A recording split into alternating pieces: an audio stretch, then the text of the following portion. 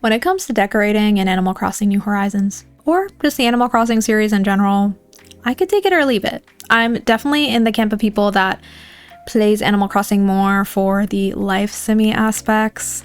And while decorating stuff is nice to have, and I will engage in it personally, I don't really need it. And I know there's a large group of people in the Animal Crossing community that feel this way, that are kind of upset about the 3.0 content update that's coming out January 15th, because to this group of people, it seems like all these updates are more catering to the decorating crowd, for people who like that kind of stuff. And I can totally understand this feeling. As I said, I think I relate more to that group. I don't hate decorating by any means, but I don't need it. However, I am actually excited for the 3.0 update. I'm really excited. And I thought I would talk a little bit about why that is. This is going to be a little different from my most recent videos. We're just going to tuck in and have a little chatty chat today. So if you want to grab a drink, I have this homemade mocha that I concocted that I will be sipping on, and let's just talk. Let me add a disclaimer here. You are allowed to feel however you want to feel about the update, and if you're disappointed, that is your right, and I get it. None of what I say after this is me trying to like convince you that you shouldn't be disappointed, because you totally can be. This is more just me screaming into the void to just see if other people resonate with how I'm feeling about this, if other people kind of play Animal Crossing more the way I play. I know some people do, but I don't know how many people think this way, blah, blah, blah. I'm just as disappointed as many other people that the trailer did not show any new dialogue, or any confirmed new villager interactions per se. There's a delulu part of my brain that is hoping and praying that there will be some new dialogue for the, the hotel tourists, like, come on. But we're not going to speak in delusions today. We're just going to go off of what's concrete, what was actually there in the trailer. So let's get into it. So the subject here is, why am I excited? Isn't it all just decorating? Well, sure, but as someone who loves the life sim aspects of Animal Crossing games, and for context, I have played a bunch of Animal Crossing games, not just this one. I started on the GameCube game, played it at my friend's house, then I got my first Animal Crossing game of my own on DS, Wild World, and then I went on to New Leaf, played City Folk, and then now I'm here playing New Horizons just like all of you. So I understand what the series was like before, and I understand what people miss about it, but I've been getting into the game again recently after like a long break. I restarted my island and I'm streaming my journey as I prepare for 3.0. So if you're curious, check out my live streams, blah, blah, blah. But in restarting and just like being self-aware about the way I play the game, and also just noticing the kinds of thoughts I'm having and like what I'm excited about, I realized that for me, a lot of the enjoyment I get in the life sim aspects of the games comes from my head. And by that I mean it's like me making things up, playing pretend, ascribing meaning where there might not have been any intended meaning. Let me give you an example. This is something that happened to me on my most recent restart of my island. I have been a chronic restarter. But basically I had an island that I had like around a week ago before I started streaming Animal Crossing, that had 2 villagers on it only. Like I'd barely made any progress, I guess, before I dropped the game, like, I don't know, over a year ago or two years ago, who knows. And on that island I had Boots and I had Agnes, and I was like, okay, I've barely made any progress on this island anyway, I'm gonna restart it so I can start fresh for 3.0. So I restarted, and as I restarted I was thinking, gosh, I don't know how many restarts it's gonna take till I find an island I'm gonna settle on, because sometimes I do restart a lot just to get, like the island layout I want, get the perfect fruit, get the right starting villagers, right? And I will say the starting villagers for me are the make or break aspect on an island restart personally. I don't know about you. What is it that you look for when you're restarting and getting a new island? Let me know. But when I restarted last week, on my first island, first restart, I had Agnes again. And there I was thinking, oh my god, Agnes was literally on the last island I had. I'd barely made any progress, and she's followed me here to my new island. Clearly there is a story that we have to finish together. Like, we have some unfinished business. Like, this is like some twin flame kind of thing, Like, she followed me here, or she's spying on me. I don't know, but I intend to find out. And so that was genuinely just how I was feeling when I saw her there. I voiced these thoughts on stream. If you watched my stream, you would have seen it. But that was just real time, like what was going on in my head. And I was like, okay, this is kind of fun. This is kind of messy. I'm going to stick with this island and I'm not going to restart a million times because this just feels important somehow. So I wanted to use that example because it shows how I, a player, can ascribe meaning to something that just happens totally by accident due to the game's systems, as it were, right? The system of having random to starting villagers of certain personalities when you first start a new island. And by coincidence, something interesting happened that I paid attention to and decided was important. There is actually a game design term for what I did. It's called emergent narrative. Now, this is one of my favorite topics in game design. I might make more videos about this at some point, but let me just give you a quick definition and then we're going to talk about it a little more. So I'm using the TV tropes definition because I like the way they wrote about it. But they say an emergent narrative or procedural narrative is any video game storyline that is not written or embedded into the game by its developers, but emerges from the player's interactions with various gameplay subsystems. More specifically, the player recognizes and interprets events that occur within the game space as part of an ongoing narrative and projects their own emotions onto the in-game character constructs. Because emergent narratives are thus player-driven rather than developer-driven, and because computers generally cannot recognize narratives as easily as humans do, they tend to be a lot messier than the carefully curated embedded narratives, and it's hard to ensure that every player will experience one in the first place. On the other hand, because our brains are so well adapted to telling stories, the inherent messiness of emergent narratives tends to get curated and to diminish in subsequent retellings. So the last line I had to reread to kind of make sense of myself, but it's just saying that because humans are such good meaning makers of things, we'll kind of like clean up a story, even if parts don't make sense, we'll kind of like clean it up as we retell it to make it like have a logical sort of flow to it. So my situation with Agnes was an example of emergent narrative. I was projecting my own feelings onto Agnes and deciding that, you know, this was something done with intention by her character. Though, of course, we all know that's not true unless it is. Then she's sentient somehow. Who knows? Why is she spying on Leaf too? I just feel like she's always monitoring, and Bill is just always in his home doing nothing. Like the last ceremony, Agnes was like really far away from everyone, and she's far away again. For your crimes against the space-time continuum, you're banned from flying. Stop, Rumble. If Agnes reported me and that's why I'm not allowed to use the airport, like I'm literally being detained. So you might be thinking, why are you reading me random definitions about game design? What, who knows what now? Well, I think this is the reason why, one, I love Animal Crossing so much as a series, and two, why I continue to remain excited for 3.0. Because even though, as far as we know, they're not adding any more villager dialogue or new villager interactions, they are adding a lot of features that I think are going to expand the landscape and potential possibilities for emergent narrative and storytelling from the player-driven storytelling. Now, if you're someone that watches people like the Amanda Files or Angry Coconut, I think you know exactly what I mean here. I feel like they are great examples of Animal Crossing players that do a lot of emergent narrative, emergent storytelling.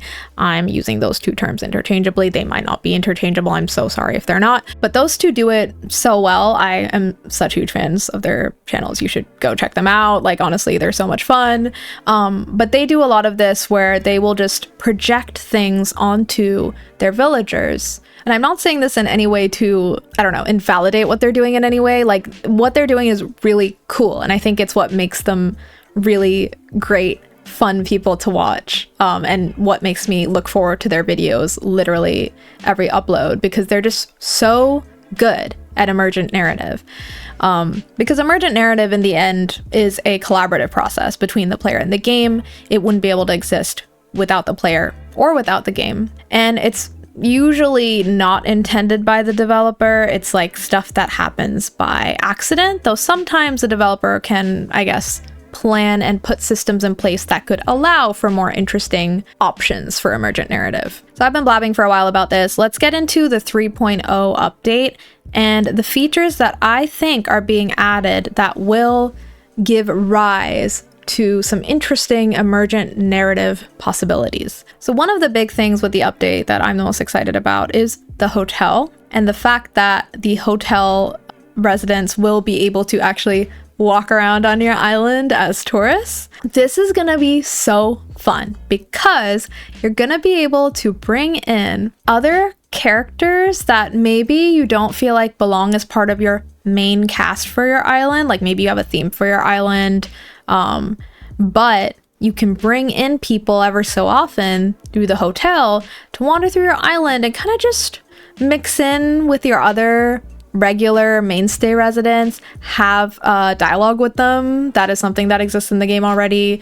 And also just to, like, you know, read into their actions. Like if you see one of your main island residents hanging out a lot all of a sudden with a certain hotel guest, what could they be up to? What could they be scheming?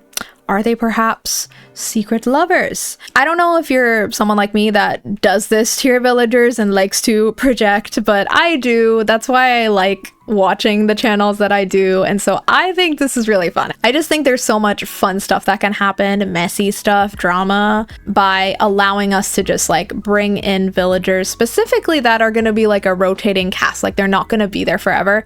I think that's going to be really cool. It also allows for, like, if you had a villager that used to be part of your island that left, but you want them to like come back for a little like brief visit, you can bring them to the hotel, which I think is really cute. But also in terms of emergent narrative, it means that you can have someone like actually come back and mingle with your other residents again and just like reminisce, interact with each other again, see what happens there. Again, I don't know if the game will actually add any new dialogue, but I think it will be fun for us to see that and give us more opportunity to play pretend, if you will. The other part of this update that I think will have a big impact on the possibilities for emergent narrative is the Slumber Islands, of course.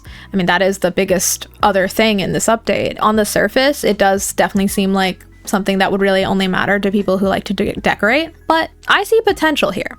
For example, I think it's really cool that you can bring your existing residents onto the Slumber Island. So this means if you don't want to mess up your main island by like changing it up, and also it's like hard to change up your main island like quickly on the fly, you won't have to do that anymore. You can use a Slumber Island to make temporary little places that you want your villagers to go to. For example, if you want to have your main island be rural countryside vibes, but sometimes you'd like to take your villagers out to the big city, you can do that now. You can have a Slumber Island that's the big city, and you can plop your villagers down in there and watch them mill around and interact just in the way that they already do. And I think that will be really fun. You could also even like, I don't know, if you're the type of person that does this to your villagers and you're like, oh, these two villagers, they're dating. You could even have little date spots, right? And like the fact that there's different sized islands, like there's the small ones too, means like you could have like a small little one that's just like a cute little like movie theater or something. Oh my God, wait, this would be so fun. And just like make the whole small island like the theater. And then like have two characters go on a date there.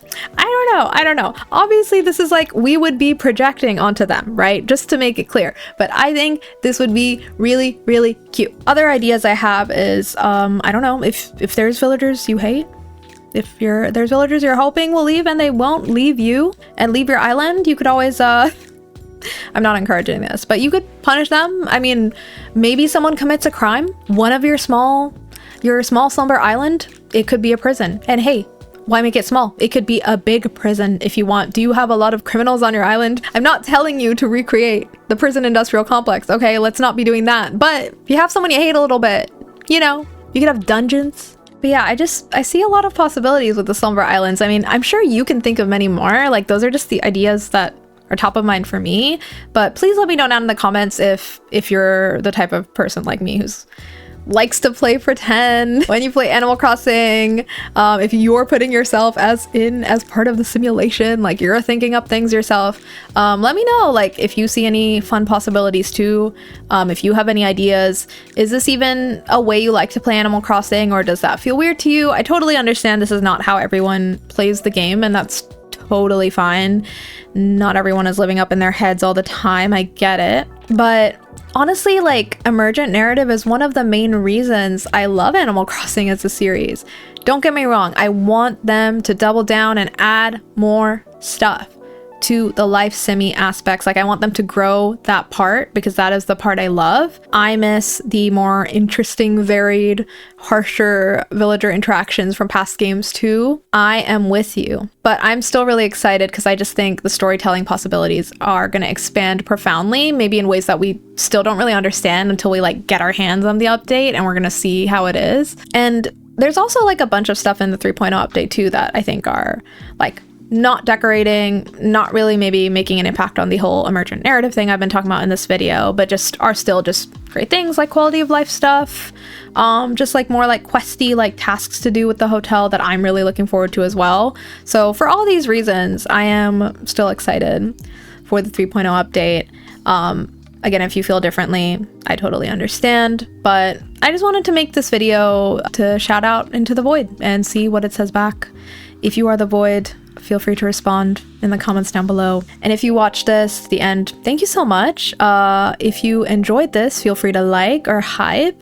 And if you want to see more videos like this about cozy games, I do streams as well. Feel free to subscribe. I will be streaming a lot of Animal Crossing leading up to the 3.0 update. I've already started, so feel free to join my journey. I'm streaming on YouTube and Twitch. And that's really all I have to say, other than thank you so much for 100 subscribers. Thank you so much. Honestly, 100 is a little bit of an arbitrary number just because every subscriber matters to me, like every single one. I'm not lying to you. Like, I just get so happy when I see that someone subscribed. So every single one of you matters. Thank you so much for joining my little community as it grows. I took a long walk today, looked at some fall leaves, touched some grass, and I came home and I just felt like yapping about Animal Crossing, so I just decided to sit down and make this video. I know it's a little different from the listy videos I've been doing, but I'm probably going to be doing a mixture of all sorts of things, so stay tuned. I'm still kind of figuring myself out when it comes to like my YouTube channel. But yeah, I think I'm blabbering now, so thank you so much, and I'll see you in the next one. Bye-bye!